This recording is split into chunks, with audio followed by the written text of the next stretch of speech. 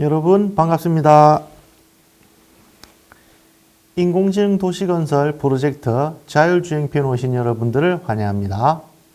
본 과정은 인공지능 주택 만들기, 드론 비행, 자율주행 자동차, 친환경 에너지 등으로 구성된 인공지능 도시건설 프로젝트 중에서 자율주행 자동차에 대해 알아보는 시간입니다. 저는 고등학교에서 물리 과목을 가르치는 선생님으로 과학 분야뿐만 아니라 기술, 발명, 코딩, 메이킹과 같은 분야를 학생들과 함께 활동하는 것에 관심이 많은 교사 민현수입니다. 그래서 보시는 바와 같이 이러한 활동들을 줄곧 해오고 있습니다. 이번 강좌는 인공지능 도시건설 프로젝트 세 번째 부분인 자율주행 편입니다. 활동에 앞서 몇 가지 안내해 드리겠습니다. 인공지능 도시건설 자율주행편은 초등학교 5학년 학생부터 고등학교 2학년까지 학생을 대상으로 코딩으로 자동차를 제어하는 활동과 모델 학습 과정을 거쳐 자율주행하는 자동차를 구현해 보면서 인공지능의 개념을 학습하기 위해 제작되었습니다. 우리가 사용할 자동차는 디코봇이라는 교구입니다. 그리고 무선 인터넷이 가능한 노트북이 필요합니다. 노트북에는 크롬 브라우저가 설치되어 있어야 합니다. 물론 태블릿 PC도 크롬 브라우저가 설치되어 있다면 사용이 가능합니다. 하지만 키보드와 마우스가 없어서 불편합니다. 데스크탑 컴퓨터는 무선 인터넷을 사용하기 위해서 무선 랜 카드를 별도로 장착해야 하기 때문에 번거로움이 있습니다. 그래서 노트북을 추천합니다. 도로가 그려진 지도가 필요합니다. 그리고 신호등 역할을 할 빨간과 초록 LED 등도 필요합니다.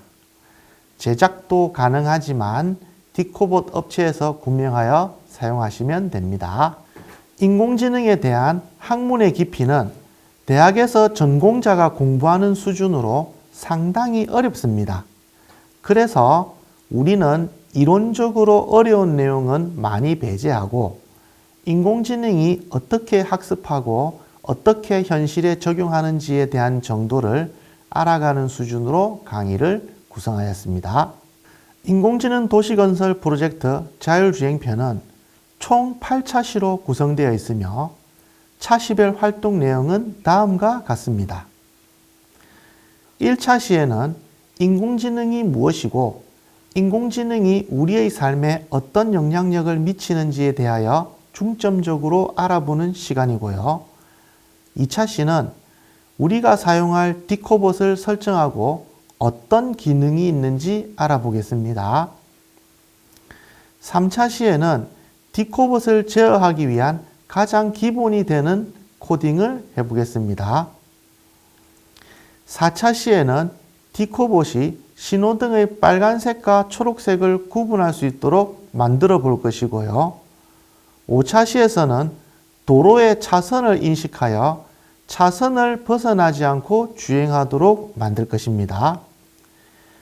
6차 시에서는 4차 시와 5차 시에서 학습한 도로와 신호등을 동시에 인식이 가능하도록 할 것이며 추가로 속도 표지판까지 인식하는 자율주행 자동차를 만들 것입니다. 7차 시에는 장애물을 만나면 스스로 정지하는 기능을 구현할 것입니다. 마지막 8차 시는 지금까지 학습한 도로의 차선, 신호등, 속도 표지판, 그리고 장애물까지 스스로 판단하여 도로를 주행하는 자율주행 자동차를 만드는 것으로 본 강좌를 마치겠습니다. 본 강좌는 8차시 중 4차시부터는 순서대로 학습해야 됩니다. 단 4차시 신호등 인식과 5차시 도로주행은 순서를 바꾸어 학습해도 됩니다. 하지만 6차시 이전에 4차시와 5차시를 학습해야 합니다. 자, 그럼 4차 산업혁명과 인공지능에 대하여 자세하게 알아보도록 하겠습니다. 19세기 초반 증기기관과 방적기. 이 방적기라는 것은 천을 짜는 기계입니다. 19세기 초반 증기기관과 방적기의 발명으로 사람이 일일이 손으로 작업하여 물건을 만들어내던 작업 방식인 간해수공업 방식에서 대량 생산이 가능한 기계화 방식으로 산업의 구조가 변화했습니다. 이를 바탕으로 사회와 경제 구조의 변화가 일어난 시기를 프리드리히 엥겔스는 산업혁명이라고 정의하였고, 아놀드 토인비가 이 단어를 보다 구체적으로 정의하여 사용하였습니다.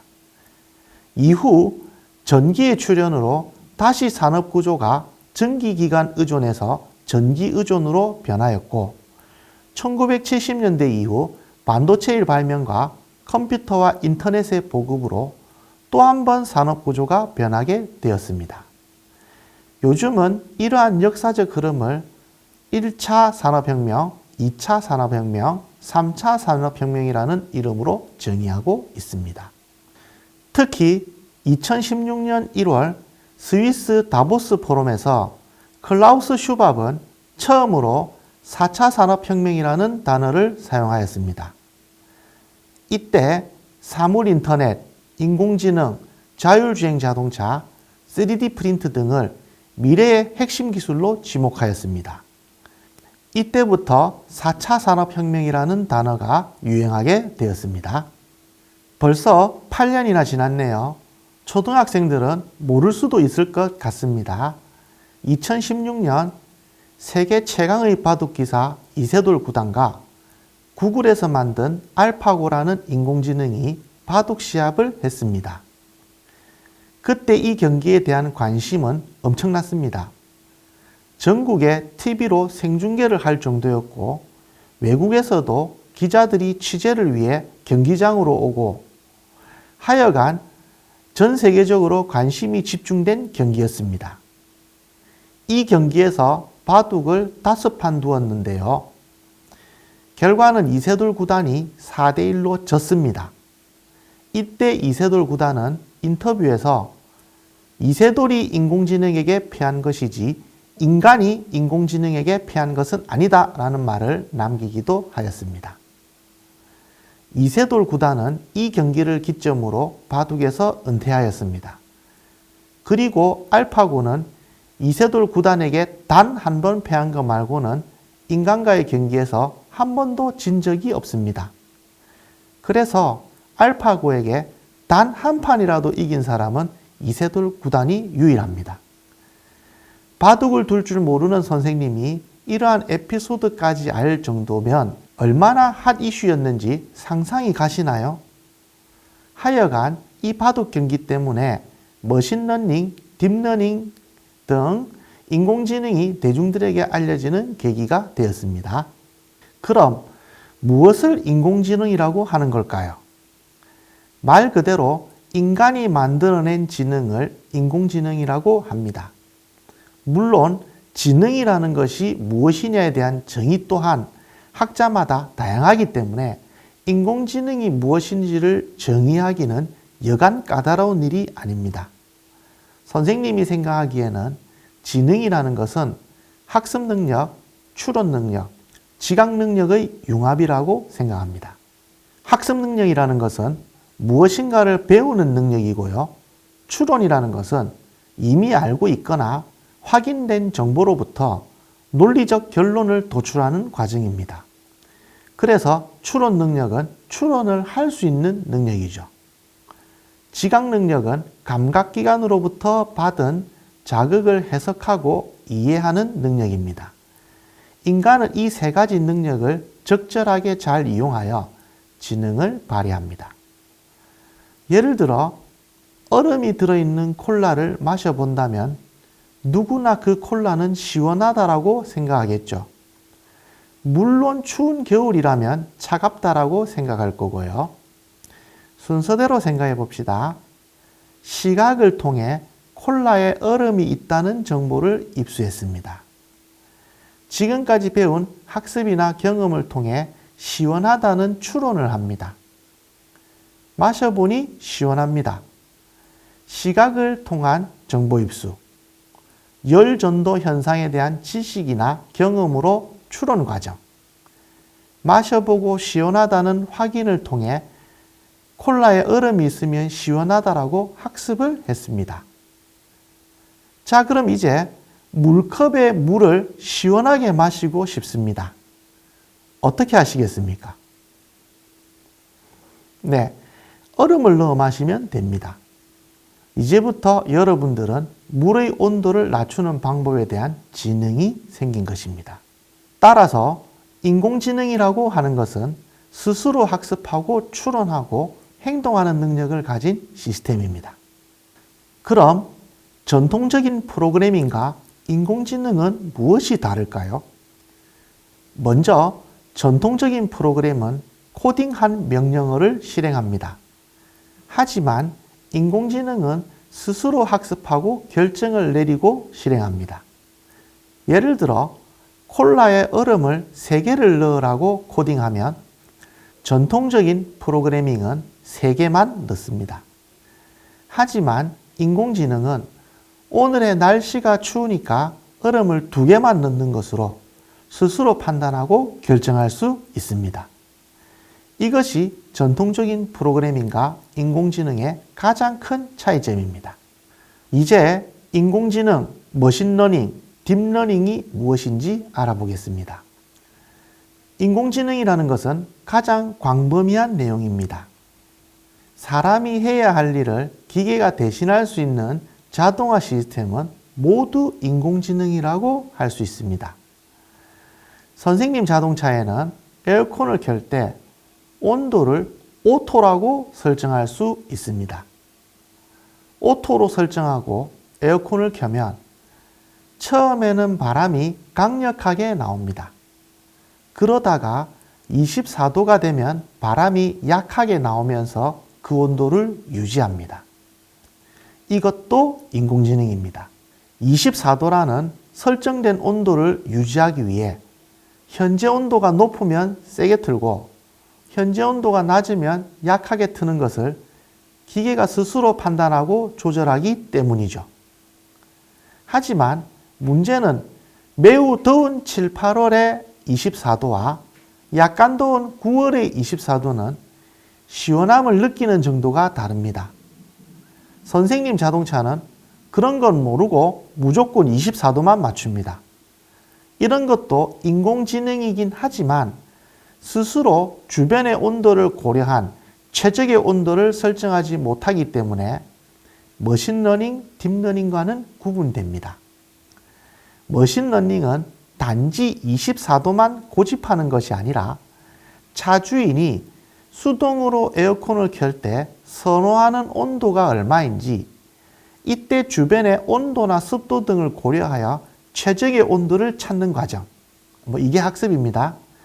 이런 학습을 통해 데이터를 기반으로 최적의 온도를 스스로 설정하는 시스템은 머신러닝입니다. 머신러닝 중에서 인간의 뇌의 구조를 모방하여 만든 머신러닝을 딥러닝이라고 합니다. 그럼 머신러닝에 대해 좀 더 살펴보겠습니다. 머신러닝은 학습을 통해 데이터를 기반으로 스스로 결정하는 시스템이라고 했습니다. 이때 기계를 학습시키는 방법은 지도학습, 비지도학습, 강화학습 3가지가 있습니다. 지도학습은 인공지능을 학습시키기 위해 데이터를 입력합니다. 이때 데이터에 레이블을 지정하여 입력합니다. 레이블은 발음상 레벨 또는 라벨이라고 부릅니다. 우리가 책이나 문서에 뭔가 스티커 같은 것을 붙여서 표시하는 것을 라벨을 붙인다라고 표현하죠. 무슨 말이냐면 인공지능에게 그림 데이터를 입력합니다. 이때 이 그림은 고양이라고 표시하여 입력합니다. 즉, 이 그림이 고양이라고 알려주면서 입력합니다. 고양이라고 알려주면서 입력하는 것을 레이블을 지정하여 입력한다 라고 표현합니다. 고양이라고 레이블을 지정한 그림 데이터를 계속 입력하여 훈련시키는 방식을 지도학습이라고 생각하면 됩니다. 지도학습의 방법에는 분류와 회귀가 있습니다.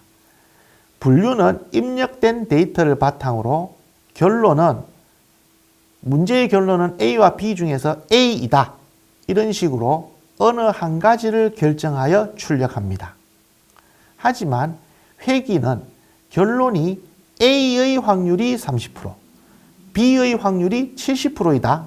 처럼 B의 가능성이 크다라고 예측값을 출력합니다. 다음은 비지도학습입니다. 지도학습은 레이블을 지정한 데이터를 입력시켜 훈련시키는 것인데, 비지도학습은 말 그대로 레이블을 지정하지 않고 데이터를 입력하여 훈련시키는 방식입니다. 비지도학습 방법에는 군집화, 연관, 차원 축소 등이 있습니다. 군집화는 레이블이 없이 입력된 데이터를 인공지능이 스스로 패턴이나 유사성을 따져 몇 개의 그룹을 만들어 분류하는 방법입니다. 예를 들어 개와 고양이 그림을 레이블 없이 무작위로 입력합니다. 그러면 인공지능은 무작위로 입력된 그림을 눈 모양, 귀 모양 등의 패턴이나 유사성을 분석하여 두 가지로 분류하여 출력하는 방식입니다. 연관 방법은 데이터 간의 어떤 관계나 규칙을 찾아내는 방법입니다. 예를 들어 마트에서 영수증 데이터를 입력하면 구매한 물품 간의 관계를 분석합니다. 컵라면을 구입한 고객이 즉석밥을 함께 구매하는 경우가 많다라는 규칙을 찾습니다. 그럼 마트는 컵라면 옆에 즉석밥을 진열하여 매출을 늘릴 것입니다. 이처럼 무작위로 입력된 영수증 데이터에서 컵라면과 즉석밥을 동시에 구매한다는 규칙을 찾아내는 것을 연관 방법이라고 생각하면 됩니다. 차원 축소 방법은 복잡한 데이터를 간단하게 만드는 것이다 정도만 설명하겠습니다. 강화학습은 강아지를 훈련시킬 때 기다려 라고 하면 움직이지 않고 가만히 있으면 잘했어 라고 하면서 간식을 줍니다. 그러한 훈련을 몇 번 하고 나면 다음부터 강아지는 간식을 받기 위해 기다려 하면 움직이지 않고 가만히 있습니다. 이처럼 인공지능에게도 인공지능의 출력 데이터에 대하여 인간이 옳다고 판단해주면 다음부터는 인간에게 옳다는 판단을 받기 위한 방향으로 데이터를 출력합니다. 이러한 학습 방법을 강화학습이라고 합니다. 딥러닝에 대해 좀 더 알아보겠습니다.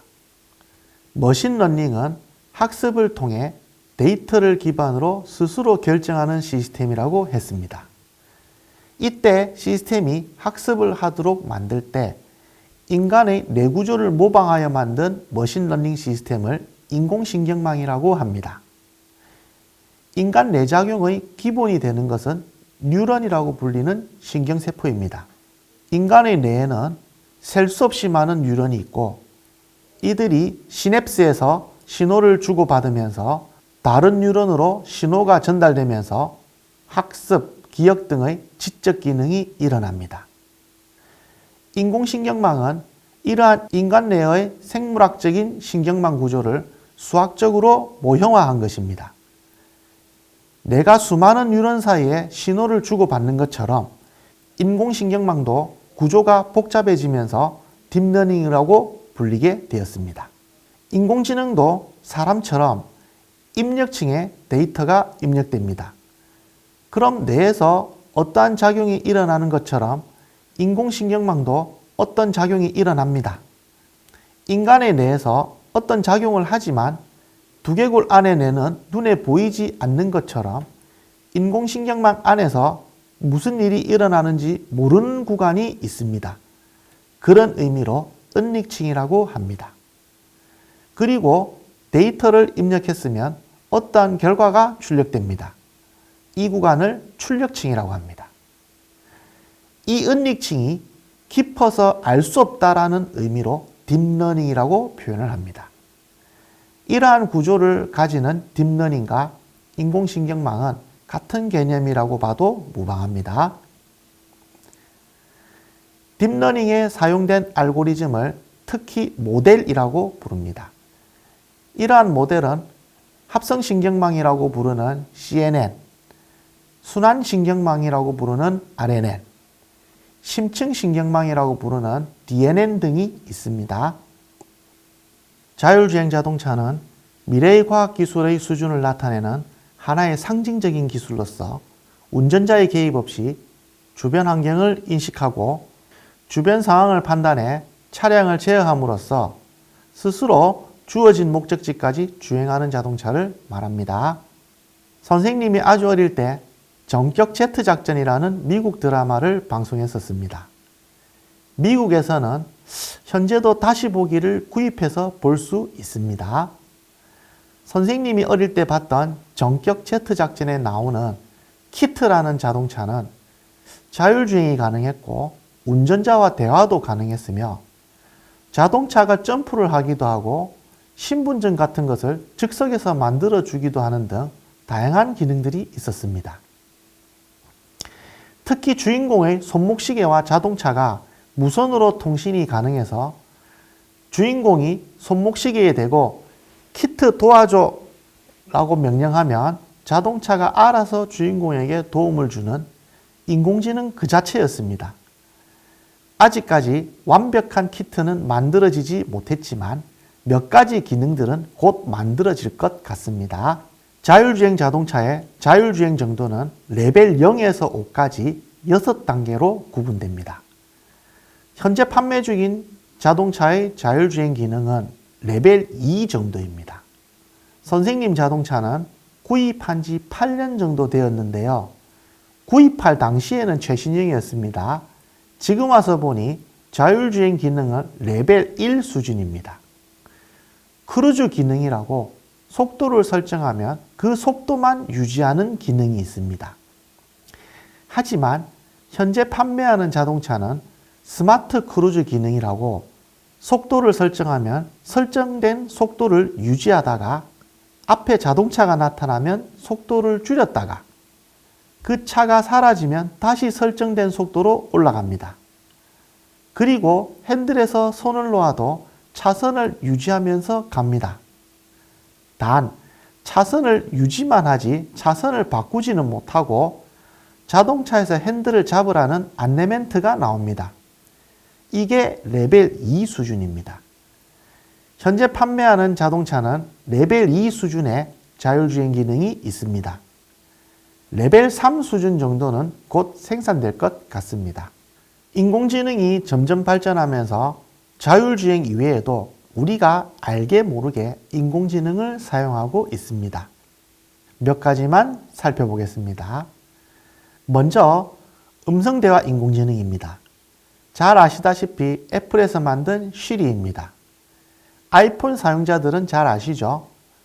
우리나라도 네이버에서 클로바라고 시리 같은 음성대화 인공지능을 만들었습니다. 두 번째는 사운드 관련 인공지능입니다. 크로바 더빙입니다. 이 녀석은 글자를 입력하면 사람이 말을 하는 사운드를 만들어줍니다. 이 사운드를 동영상에 넣어 더빙할 수도 있습니다. 다음은 수노 AI입니다. 수노 AI는 연인과 이별하면 가슴 아픈 느낌을 발라드 노래로 만들어 달라고 하면 그런 노래를 만들어주는 인공지능입니다. 마지막에 있는 필모라는 동영상에 있는 소리를 자동으로 인식하여 자막으로 만들어주는 인공지능입니다. 다음은 이미지 관련 인공지능입니다. 여기 보이는 리튼과 캔바는 그림에 대한 설명을 글자로 입력하면 입력한 느낌의 그림을 그려줍니다. 다음은 V플래시입니다. 이 녀석의 가장 큰 특징은 책을 펼쳐놓고 사진을 찍을 때 죄본된 부분에 휘어져 글자가 찌그러져 찍히는 것을 반듯하게 펴지게끔 알아서 수정해 줍니다. 그래서 선생님이 책의 한 페이지만 촬영할 때 요긴하겠습니다. 다음은 감마입니다. 이 녀석은 글자를 입력하면 PPT를 만들어주는 인공지능입니다. 사실 수업 시간에 학생들이 발표하는 PPT를 이걸로 만드는 학생들이 제법 있습니다. 이렇듯 인공지능은 인공지능인지도 모르게 우리의 일상에 많이 다가와 있습니다. 인공지능은 우리에게 어떤 좋은 점이 있을까요? 첫 번째, 자동화입니다. AI는 반복적이고 일상적인 작업을 자동화하여 생산성을 높이지만 잠재적으로 특정 직업의 범주를 대체할 것입니다. 두 번째, 진단 및 치료입니다. AI는 의료 데이터를 분석하여 질병을 조기에 발견하고 치료를 개인화하고 환자의 회복 결과를 개선할 수 있습니다. 세 번째, 개인화된 학습입니다. AI 시스템은 학생 개개인의 학습 스타일, 속도, 필요에 맞춰 적용하여 교육 성과를 향상시킵니다. 네 번째, 환경 모니터링입니다. AI는 위성 데이터를 분석하여 기후변화, 산림벌채, 오염 수준을 추적합니다. 다섯 번째, 에너지 효율성입니다. AI로 구동되는 스마트 시스템은 에너지 소비를 최적화하고 재생에너지원을 통합합니다. 여섯 번째, 재난 예측입니다. AI 모델은 자연재해에 대한 예측을 개선하여 보다 나은 대비 및 대응이 가능해집니다. 일곱 번째, 자율주행입니다. AI는 자율주행 자동차, 드론, 대중교통을 통해 운송의 혁명을 일으켜 사고와 배출가스를 줄일 가능성이 있습니다. 여덟 번째, 콘텐츠 제작입니다. AI 도구는 음악, 예술, 글을 만들어내며 인간의 창의성을 증강시킬 겁니다. 아홉 번째, 엔터테인먼트 개인화입니다. AI는 사용자 선호에 따라 고도로 개인화된 미디어 경험을 큐레이션 할 겁니다. 열 번째, 스마트 홈입니다.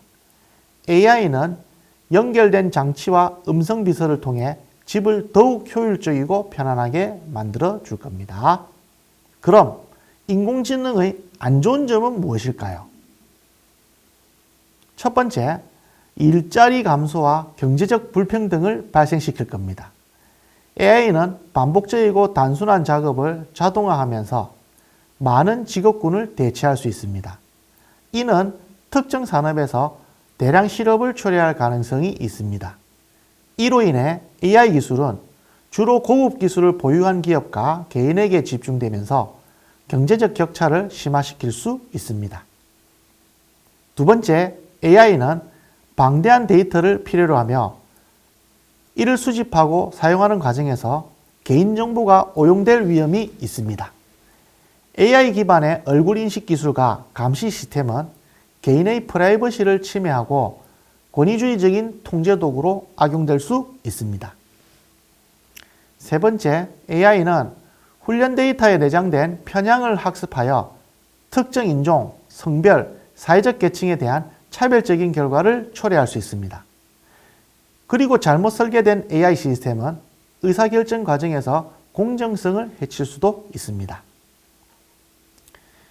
네 번째, AI는 악성 소프트웨어 개발, 해킹, 피싱 등 사이버 범죄에 악용될 가능성이 있습니다. 요즘은 특히 AI 기반의 딥페이크 기술은 가짜뉴스, 음란물 제작, 명예훼손 등의 목적으로 사용되어 사회적 혼란을 야기하고 있습니다.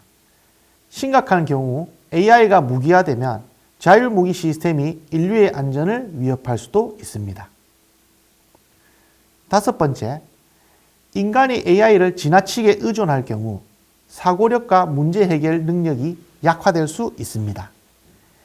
개인화된 콘텐츠 추천은 사용자의 특정 정보에만 노출시켜 편협한 시각을 형성시킬 수 있습니다. 그리고 AI에 너무 의존한 나머지 AI 시스템의 오류나 예기치 못한 행동에 인간이 대응하지 못하여 심각한 결과를 초래할 수도 있습니다. 여섯 번째, AI가 판단한 것은 무조건 옳은 것인지에 대한 논의가 필요합니다. 선생님이 예전에 봤던 아이로봇이라는 영화에서 주인공이 인공지능 로봇을 굉장히 싫어했었는데요. 이유가 다리에서 교통사고가 발생하여 강으로 떨어졌는데 인공지능 로봇이 어린아이는 방치하고 성인인 자신을 구했고 그 어린아이는 사망했기 때문이라고 했습니다. 하지만 인공지능 로봇은 그 상황에서 로봇이 한 사람만 구할 수 있는데 생존 확률이 어린아이보다 성인인 주인공이 높았기 때문이라고 말하는 장면이 있었습니다. 여러분들은 인공지능의 판단이 옳았다고 보시나요? 7번째, AI의 빠른 발전 속도에 비해 법적, 윤리적 규제가 미비하여 기술 오남용에 대한 대응이 어렵습니다. AI가 잘못된 결정을 내렸을 때 책임을 누구에게 물어야 하는지 명확하지 않은 경우가 많습니다. 만약 자율주행 자동차가 사고를 내면 자율주행 버튼을 작동시킨 사람이 책임을 져야 할 것인지 아니면 자동차 제조사가 책임을 져야 할지 애매한 상황이 발생합니다. 자, 그럼 미래의 인공지능이 사람을 대신해야 할 것 같거나 이런 일은 꼭 대신해 줬으면 좋겠다고 생각하는 것은 무엇이 있을지 자신의 생각을 한번 적어보시기 바랍니다. 잠시 영상을 멈추고 생각하는 시간을 가지겠습니다. 이번 시간에는 인공지능이 무엇이고 현재 우리는 자율주행을 비롯한 어떤 인공지능을 사용하고 있는지 그리고 인공지능의 순기능과 역기능에 대하여 알아보았습니다. 다음 시간에는 우리가 사용할 디코봇이라는 자동차에 대해 알아보겠습니다. 수고하셨습니다.